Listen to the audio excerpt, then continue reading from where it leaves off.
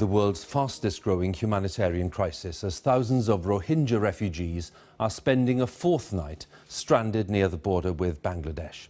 Hundreds of thousands have left their homes in Myanmar, where they'd faced a military offensive following claims that Rohingya militants were guilty of attacking police checkpoints there. More than 500,000 Rohingya Muslims have now fled across the border into Bangladesh, and over the past 3 days, some 15,000 refugees have been stranded with limited supplies of food and water.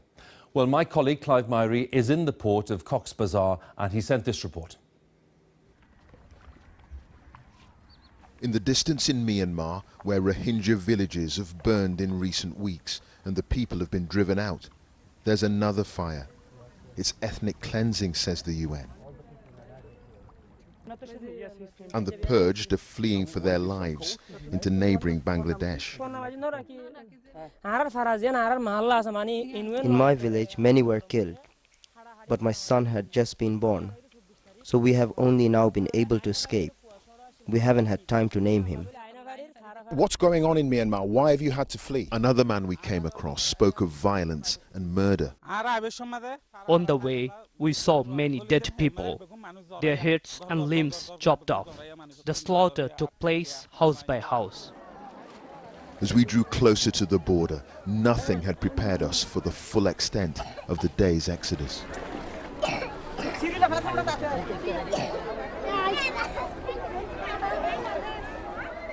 Almost as far as the eye could see, left and right, a tide of humanity.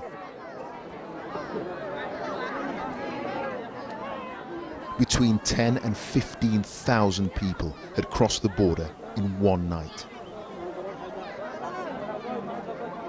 Young and old, hungry, exhausted, traumatized. And for the weak, it's a painful journey into exile, with the searing heat stinging the skin infection of this child beneath an unrelenting sun.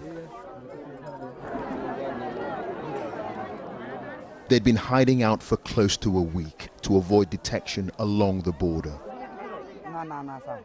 This, a first meal without having to watch their backs. A man makes a call to tell relatives he's made it,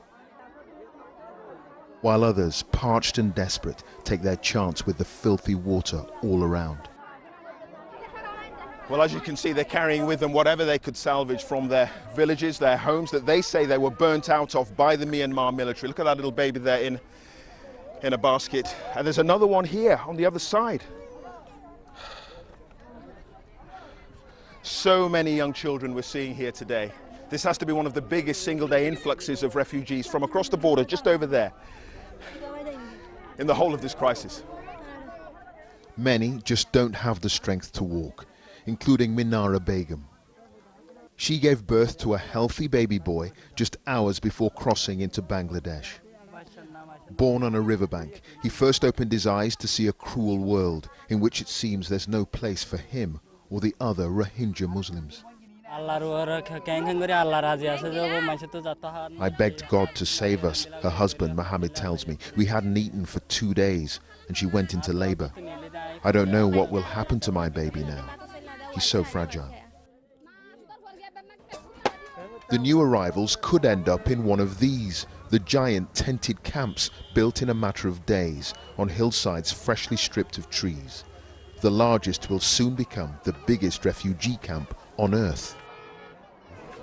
I've seen a lot of these crises around the world, and I really wasn't quite prepared for the degree of suffering and despair. And yet these people are very resilient. They have not lost hope. They still think that they can make a life again in their home country. And it simply doubles our resolve to go back and find more resources for them until we can bring them home. But some have died seeking sanctuary. This week, a boat carrying 60 Rohingya Muslims escaping Myanmar capsized. 14 perished, most of them children. For the Bangladeshis, the mass influx of so many refugees is difficult to control. After a delay, these Rohingya Muslims should begin moving to an established refugee camp in the coming days. The border remains open, but for those still wanting to escape Myanmar, the fear is that soon the gates could shut. Tens of thousands are already massing on the frontier, ready to make their dash for survival.